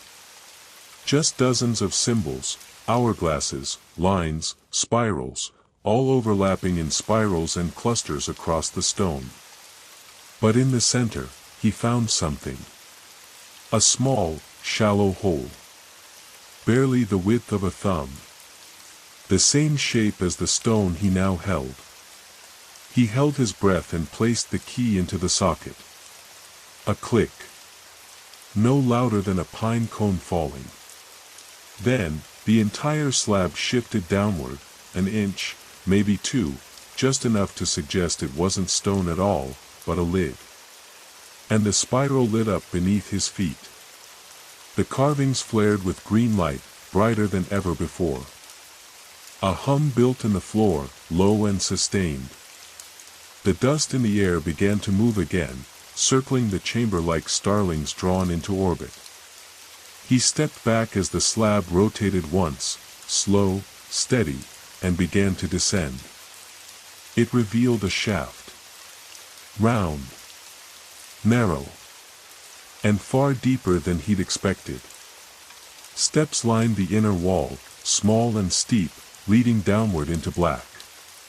But this darkness didn't feel empty. It felt full. He took the box, tucked the parchment and thread safely into his pack, and held the stone tight in one palm. The moment he stepped onto the first stair, the spiral began to spin. Not fast. Not physical. But within his mind. Like it was showing him the descent before he made it. He moved slowly, following the spiral. Each step downward narrowed the world. The chamber above faded until only the thinnest rim of green light remained. The air thickened, but not unpleasantly. Like being wrapped in layers of wool and breath and memory. Time slowed. He passed into silence so complete it was no longer quiet. It was presence. And then, on the 33rd step, he stopped. There was a wall. Not dirt. Not stone. Glass. Beyond it, he saw something impossible. A room. Circular. Lined with books, with objects, with bones. In the center, another tree. Not inverted. Not upright. Floating. Its roots spread like veins into the air, its leaves motionless but alive. Suspended in a shaft of greenish gold light that came from nowhere and everywhere. Beneath it, a chair. A desk. And a mirror. But no door. Just glass between him and this impossible place. He pressed his hand to it. The spiral in his palm burned slightly. Then the glass rippled. And opened. No sound. No wind. Just an invitation. He stepped through. The temperature changed. And every object in the room, every relic, every book, turned ever so slightly toward him. As if they had been waiting. As if they remembered his scent. He wasn't the first to enter this place. But he might be the first to return. Part 18, The Memory Library. The moment he stepped across the threshold, the atmosphere changed. Not just the air, it was heavier now, yes, thicker with the scent of moss and something older, but the sense of time itself felt different. As if the room he entered wasn't moving at the same pace as the world above. As if the walls themselves held back the flow of hours, cradling him in a moment stretched impossibly wide. The door, or what had been the door, sealed silently behind him, the glass melting back into seamless wall. There was no panic. Only the weight of presence. The chamber was perfectly round, its walls carved from dark stone but softened by shelves upon shelves of ancient volumes and forgotten tools. The books were bound in leathers of colors he couldn't name. Some were small, delicate things, barely the size of a hand. Others were massive, spined with bark and iron, chained to their shelves like they needed restraining. Not all were in languages he could read, many bore symbols, some living scripts that seemed to shift under his gaze. He didn't touch them. Not yet. He moved slowly, letting the silence guide him. The floating tree in the center of the chamber didn't drift or spin, it remained suspended above a pedestal of black stone, its roots writhing gently like threads of ink in water. It pulsed in the same rhythm as the hourglass symbol still etched in the stone beneath his feet. He circled it once. And then he saw the mirror. It leaned against the wall, tall and narrow, framed in a dull metal that looked like it had once been gold. Its surface, however, was not reflective, not in the way a mirror should be. It shimmered softly, like it remembered light but did not reproduce it. He stepped closer. And as he did, the surface shifted. It didn't show him. It showed the hollow. From above. From afar. A bird's-eye view of the circle he'd dug. The fire pit. The stones. But there was more, a figure stood in the center. Not him. Someone else. Another traveler, in another time, holding a box. He watched as the figure moved through the same steps, the tracing of symbols, the placement of thread, the opening of the hatch. And then, the mirror blinked. The image vanished. And for a split second, just long enough to freeze his breath, the mirror showed him. Standing where he was. But older. Gaunter. His clothes darker, wet with rain. Then the image fractured. Gone. The torch flickered in his hand, though he could not remember lighting it. The room had no flame. Only memory. He turned from the mirror. Back to the floating tree. Below its roots, the black pedestal held a shallow bowl. Inside it, soil. Damp and rich. Resting atop the soil was a single object. A coin. Smooth. Pale. With an engraving on each side, spiral and hourglass. Like the stone he still carried. But this one pulsed. He reached for it.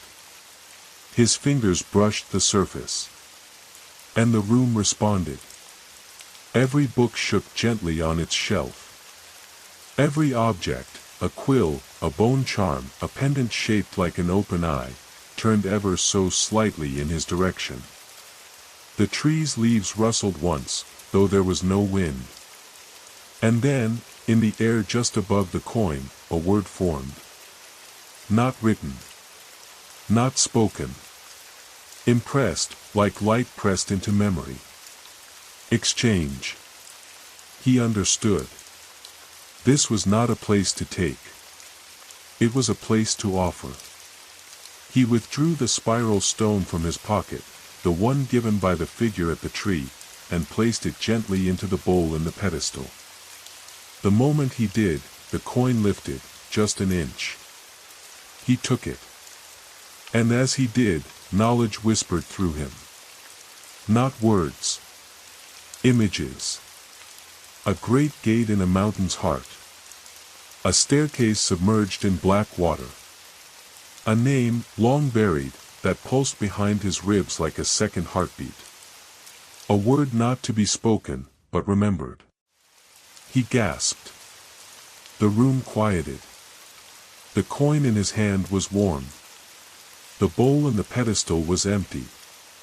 And across the chamber, the glass door began to open once more. He turned back to the tree. It had rotated. Its roots now pointed toward a new tunnel, one that had not existed when he first arrived. Stone. Narrow. Leading down. Always down. He passed the mirror once more. It showed nothing now. Only mist. He stepped through the door. And descended into the place the forest had hidden even from itself. Part 19, The Vault of Names. The tunnel beyond the mirror was unlike the others. It was older. Older than the spiral stairs. Older than the chamber of flame and thread. It didn't feel carved, it felt grown. The walls were smooth, but not from chisels or time. They curved organically, following no straight lines, like the passage had formed the way a riverbed does, through centuries of flow. The air here was still damp, but heavier, mineral-rich, metallic on the tongue. He held the coin tightly in one hand, feeling its pulse slow to match his heartbeat. Every time he squeezed it, a faint warmth returned, a rhythm. As though the coin itself was alive, and it, too, remembered the path. There was no light source. But he could see. A dim, bioluminescent sheen spread faintly across the tunnel's skin, soft green veined with darker lines, like roots underwater. Occasionally, small glints of amber appeared embedded in the walls. At first he thought they were resin, but no. As he passed one, he stopped. A name was etched inside it. Not scratched into the surface, within the amber itself, as though it had grown around it. A single word, written in long, looping script he couldn't read. He moved on. The next amber shard had another name. Different script. Then another. And another. He was walking through a corridor of memory. A vault. A graveyard. Or maybe all three. Some pieces of amber glowed faintly as he passed, pulsing in rhythm with the coin in his palm. The warmth in his fingers spread up his wrist now, not burning, but steady. Encouraging. The corridor led him deeper still, and with each turn, the amber grew larger. And the names more familiar. He passed one stone, taller than him, where 6 names circled an hourglass. One name was half erased. As if the amber had tried to forget it. Farther down, he came to a bend. The tunnel opened into a chamber the size of a chapel, vaulted high and lit from nowhere. The walls were lined floor to ceiling with thousands of amber shapes, some the size of coins, others the size of doors. Each one held a name. A word. A memory. In the center of the chamber, raised on a stone dais, stood a single pedestal. No tree this time. No roots. Just a mirror. But this mirror was not made of glass. It was made of amber. And as he approached it, the coin in his hand flared with sudden heat. The mirror did not reflect his body. It reflected his name. Not the one he spoke aloud. The one he had forgotten. The one buried too deep for language. It glowed across the mirror's surface in soft golden strokes. No sound accompanied it. No voice. Only knowing. He stepped closer, hand outstretched. And as his fingers brushed the surface of the amber, he remembered. Not his life. Not fully. But the first moment he came to the forest. Not in this life. In another. The hollow. The box. The thread. Again and again. Each time the same. Each time different. A cycle. He gasped and stumbled back. The chamber rippled. The amber names flickered. And across the mirror, his name changed. Became a spiral. Became an hourglass. Then vanished. The coin in his hand cooled. And from the far side of the chamber, another door opened. This one framed by 2 standing stones, carved in languages not meant to be read, only felt. He turned once more to the amber mirror. It was blank now. Not empty. Just paused. He passed between the stones. And into the next passage. Where memory was no longer collected. But written. Part 20, The Scriptorium. The passage narrowed again. This time, not from design, but from pressure. The walls leaned inward, not in collapse, but in shape. As though the tunnel didn't want him to pass, but allowed it anyway, reluctantly, like a secret being whispered only once. He walked slowly, ducking slightly where the stone arched low, brushing against roots that hung like threads from the ceiling. He was descending again, though the slope was so subtle he almost didn't notice. The coin in his hand remained warm, but the pulse had faded. It no longer led, it observed. After a dozen paces, the tunnel opened. The new chamber was small. Round. Smooth. Every surface polished like river rock, not sharp but curved, shaped by something gentle and old. No books, no shelves. Only writing. Every inch of the walls was covered in it. But not in ink. Not etched. Grown. Letters, words, symbols, so many different forms of language, rose gently from the stone itself, like bark curling off an old tree. Some lines coiled like vines, others stood rigid and upright. Some moved, faintly, as if breathing. He stepped inside. And the light changed. It came from the walls, softly bioluminescent, each line of text glowing faintly from within. The colors varied, green, gold, violet, but never harsh. The light here did not illuminate as much as it revealed. And in the center of the room, yet again, stood a pedestal. But this one held no coin. No bowl. It held a tool. A stylus. Carved from bone. Wrapped at the end in red thread. He approached slowly. And as he stepped closer, the walls responded. They shimmered. Lines of writing rearranged themselves. Not all, just a few. And suddenly, he could read one. A single sentence. Write what the forest cannot say. His fingers trembled as he reached for the stylus. The thread around it felt warm, alive, even. He picked it up, and as he did, the center of the floor darkened slightly, revealing a slab beneath the dust. Smooth. Black. Empty. A writing surface. But not blank. Waiting. He knelt before it, heart thudding in his chest. The stylus in his hand moved gently. Not with resistance, but with rhythm. A beat. A call to memory.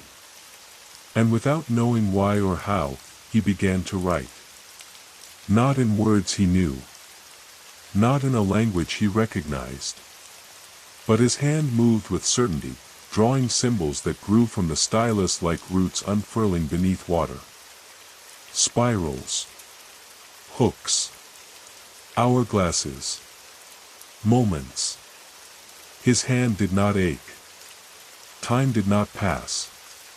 And when the writing was done, the coin in his other hand burned bright once more, then dimmed.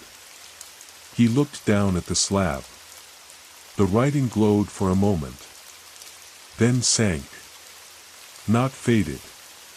Sank, into the stone, like water absorbed by soil. The slab became smooth again. Empty.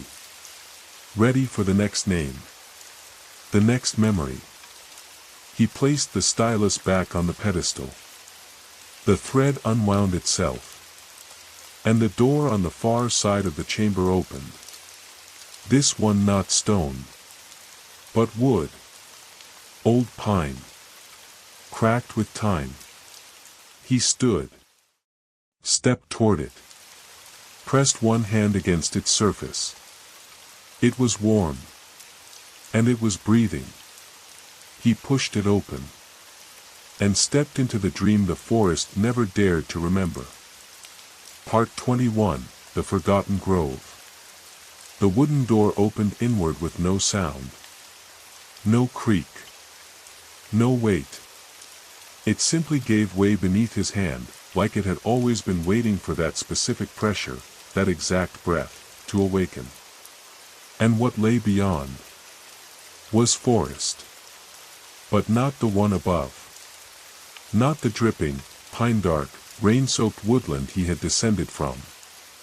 This was a grove suspended in memory, lush, quiet, and impossibly still. The ground was soft beneath his boots, covered in a moss that glowed faintly green, releasing motes of light with each step, like dust stirred in sunbeams.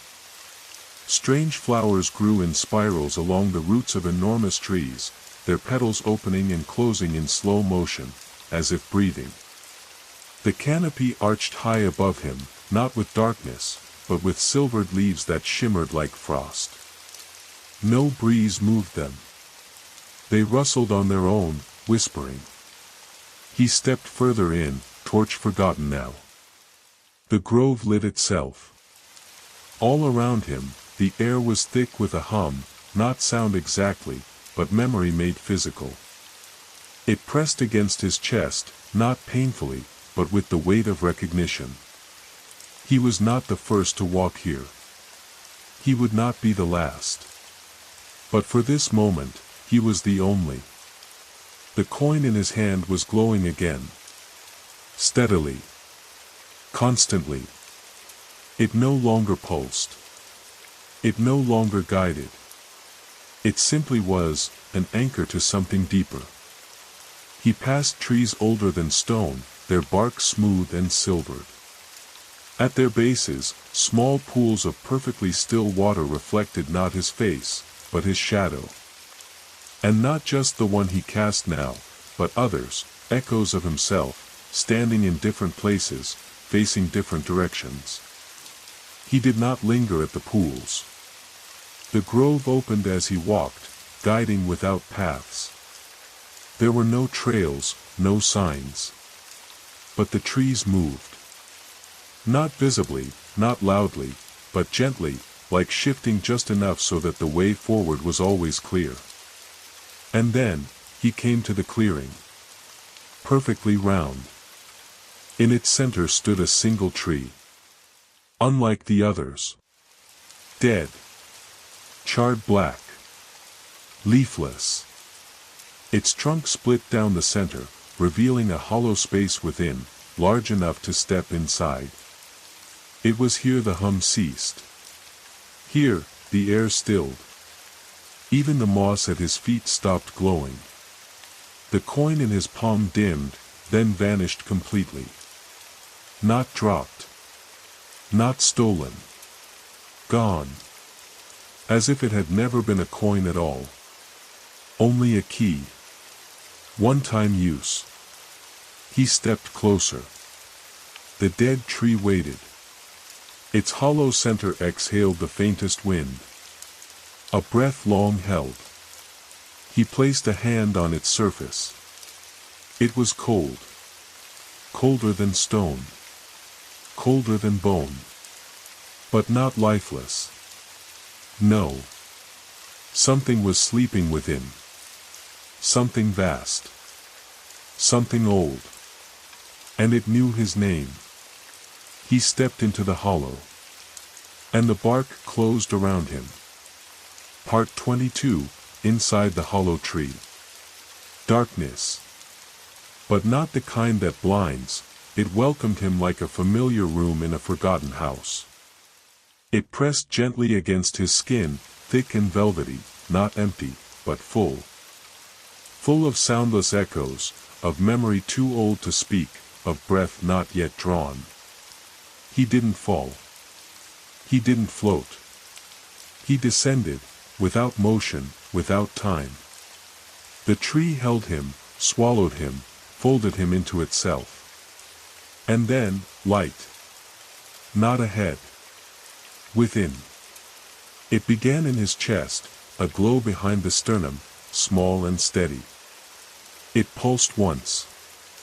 Then again. And with it came the faint impression of drums. Slow. Distant. Like heartbeat and thunder, low and far off. His feet found ground. Solid, warm, and humming with rhythm. He opened his eyes. He stood inside a chamber made entirely of root. Not wood. Not earth. But root, endless tangles, pale and fibrous, woven tightly into walls, floor, and ceiling, coiled into shapes too precise to be accidental. The hollow tree was far deeper than it appeared. This space was not natural, it was designed. The roots around him moved faintly, like sleeping muscles beneath skin. Breathing. Remembering. At the center of the room stood a low altar made of black stone, draped in a thick layer of lichen that pulsed gently with every beat of the silent drums. Upon it sat a bowl. And within the bowl, soil. He stepped forward. The soil wasn't ordinary. It shimmered with faint light, swirling gently like dust caught in breath. Something glowed beneath it. He reached in. His fingers brushed glass. He lifted it. A jar. Sealed with wax. Inside, a single word, written on parchment, floating like it had been suspended in water. But the jar was dry. The word, return. His breath caught. The air shifted. A presence moved behind him. He turned. The figure from the chamber beneath the tree was here again, but changed. Its limbs shorter now, closer to human shape. The bark-like skin had peeled back slightly, revealing a face beneath, not entirely human, not entirely other, with eyes like split seeds and a mouth that did not open. It raised a hand and pointed to the bowl. Another jar rose from the soil, unprompted. This one empty. The figure extended its arm, offered him the stylus, wrapped again in red thread. He understood. He was not just here to receive. He was here to give. He took the stylus. Kneeling beside the altar, he opened the empty jar. Then, holding the stylus in both hands, he closed his eyes. The word came without effort. Not chosen. Known. He wrote slowly, the thread tightening around his wrist as he pressed each curve into the parchment inside the jar. When he was finished, he sealed it and set it beside the first. The figure bowed its head, and the room responded. Roots above him pulled open like eyelids, revealing a ceiling made of woven black branches, through which light now poured, dim, golden, and ancient. The glow spread through the chamber, casting long shadows and painting the soil in fire-colored veins. The stylus vanished from his hand. The figure stepped backward, fading once more into the root walls. And behind the altar, the wall split open. A new path. Downward. Always downward. He gathered both jars, placed them carefully in his pack, and stepped through the final veil of roots, toward the place the drums had come from. The true center. The forest's forgotten heart. Part 23, The Drum That Waits. The air beyond the root wall was warmer. But not with heat. With sound. The moment he crossed the threshold, the pulse he'd been feeling, the slow, distant drumming, grew louder. It wasn't percussive. Not tribal. Not rhythmic in the way of music. It was deeper, more primal. Less an instrument, more a presence. It throbbed through the floor. Through the air. Through him. Each step forward felt like walking into a heartbeat. The tunnel ahead sloped slowly downward. Unlike the natural curves of the root chambers, this corridor was carved from black stone, perfectly smooth, its surface rippling faintly under the glow of the amber light that clung to his shoulders now like static. No torch. No coin. No stylus. Just the memory of what he'd carried, and the weight of 2 sealed jars in his pack. He walked for what felt like hours. Or seconds. Time had begun to stretch again, bending around the sound that filled the corridor. It didn't threaten him. But it didn't comfort him either. It was simply true. At last, the corridor opened. And he stepped into the chamber of the drum. It was vast. Larger than the grove above, larger than the mirrored chamber, larger than any cathedral carved by human hands. The ceiling was lost in shadow, and the walls curved into infinity. The floor beneath his boots was black glass, polished so perfectly it didn't reflect light, only memory. At the center of the chamber was the drum. He knew it instantly. It stood 20 feet tall, suspended on nothing, hovering just above the floor. Its surface was taut, dark, alive. Not hide. Not wood. Something older. It pulsed with each beat, not visibly, but with vibration. like thunder trapped in flesh. And around it, 6 stones. Tall. Weathered. Familiar. Each marked with a single symbol. Spiral. Crescent. Tree. Hourglass. Eye. Thread. He approached the stones. Each one hummed faintly when he neared, vibrating in tune with the drum. Not separate instruments. Parts of the same breath. He reached into his pack. Removed the first jar. Return. He knelt and placed it at the foot of the stone marked with the spiral. The hum deepened. The floor shivered slightly. Then, he removed the second jar. The one he had written himself. The one with the word he still hadn't spoken aloud. He placed it before the stone marked with the hourglass. And the sound changed. The drumbeat ceased. For the first time since entering the hollow, there was silence. But it was not empty. It was listening. The floor beneath him rippled. Not violently, but with purpose. In the center of the chamber, the drum lowered. 1 inch. Then 2. Then gently, it touched the ground. And opened. Not with hinges. Not with cracks. It peeled, like the husk of a fruit, revealing something beneath its surface. A stair. Carved not from wood, or stone, or root. But light. Pale, golden, and deep. The final descent. He stepped forward. The light did not burn. It welcomed. His shadow stretched long behind him as he stepped onto the stair. And as he moved downward, into the drum, into the last breath of the forest's buried soul, the stones behind him began to hum again. Each one, in turn. And the drum resumed its heartbeat. But now, it beat in time with his own. Part 24, The Heartroot. The staircase was made of no substance he recognized. It wasn't stone. It wasn't wood. It wasn't glass.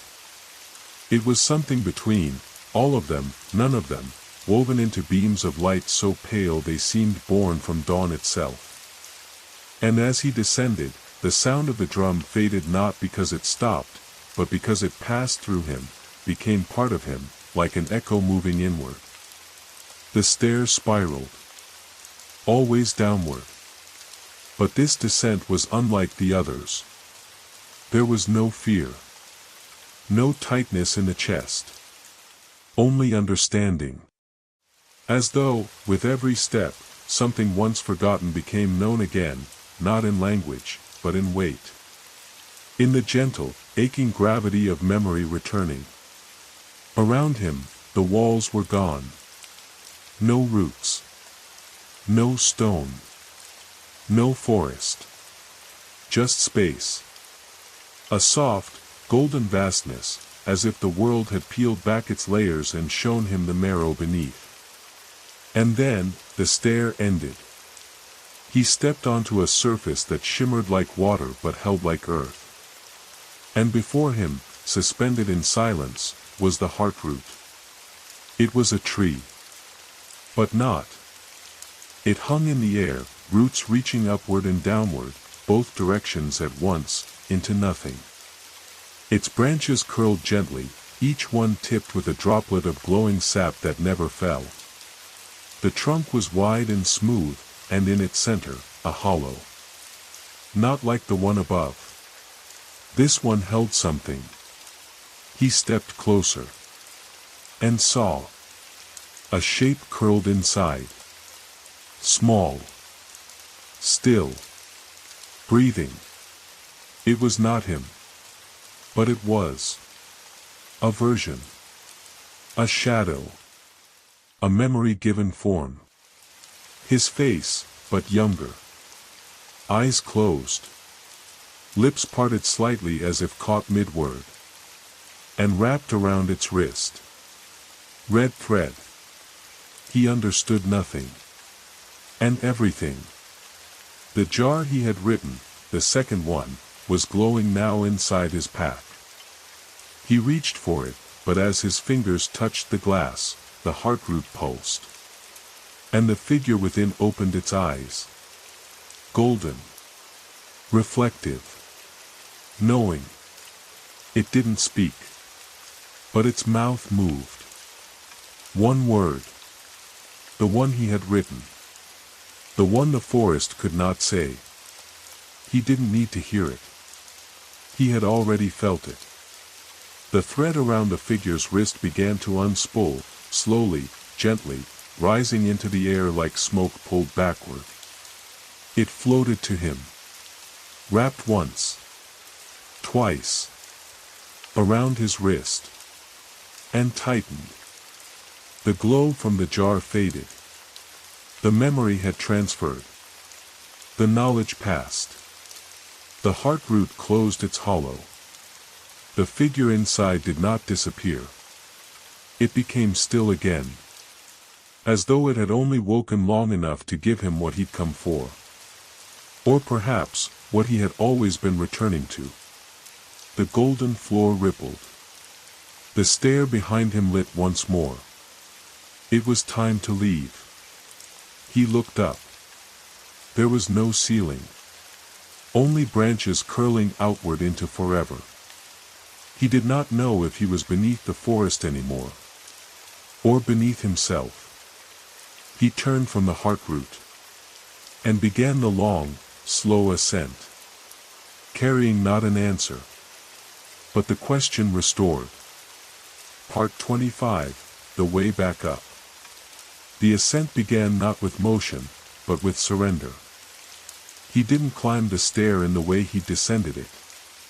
His feet moved, yes, but the light beneath them carried weightless intention, as though the stair itself remembered the way better than he did. The golden treads lit one by one, never ahead of him, only beneath, like breath under each step. Behind him, the heartroot stood silent. Not absent. But fulfilled. The golden droplets hanging from its branches no longer glowed, they shimmered, transparent now, like tears made of mourning. As though something deep in the forest had been weeping in silence for centuries, and now at last, had exhaled. He didn't look back. Not out of fear. Out of reverence. Every step upward returned some sense of gravity, of surface. The golden light softened, yellowed, dimmed. And then, quietly, solid ground met his feet again. Moss. Soil. A floor he hadn't felt in what felt like lifetimes. He was back in the chamber of the drum. But it was changed. The great drum no longer floated. It sat silent, opened and folded like a flower turned to seed. The 6 stones were still there, but their symbols had dimmed, their hum gone. Resting. Waiting for whatever came next. The jars he had left were no longer at their bases. They had been taken. Not stolen. Not hidden. Accepted. He stood still for a moment. Listened. But the chamber did not speak again. The silence now was not holding its breath. It was peace. He walked the black glass floor, across the mirrored reflection of himself, and found the passage open. The corridor of memory. The amber hallway. Still lined with names, but dimmer now. At rest. And as he passed each name, they no longer pulsed in response. He was no longer part of their rhythm. He had become something else. The ascent continued. Through the vault of names. Through the root chambers. Past the bowl where he had exchanged the coin, the mirror that had shown him futures. All of it still. As if the forest, having shown him its dream, had fallen back to sleep. He rose further still. Back through the tree that had sealed him in its hollow heart. Its bark peeled gently open as he approached, allowing him to step back into the forgotten grove. But the grove was no longer glowing. The moss was gray now. The silver-leaved trees stood quiet, brittle. And the flowers had closed.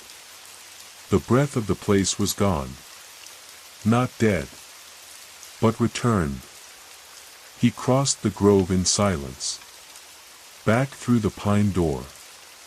Back through the mirrored corridor. Up through the spiral stair, the echoing chambers, the fireless flame. Up and up. Until, at last, he reached the surface. The hatch stood open. The stone ring around the hollow lay still. Rain had fallen, fresh, gentle. The moss was darker. The sky, pale with dawn. He stepped out. The box was gone. The forest was the same. And entirely different. It no longer watched. It walked with him. He turned once to look back at the stones. One was new. Smaller than the others. Barely a foot tall. Upon it, a symbol carved by hand. Not spiral. Not thread. Not eye. Something simpler. A seed. He smiled. And stepped into the trees. Not as a seeker. Not as a stranger. But as one who had gone below.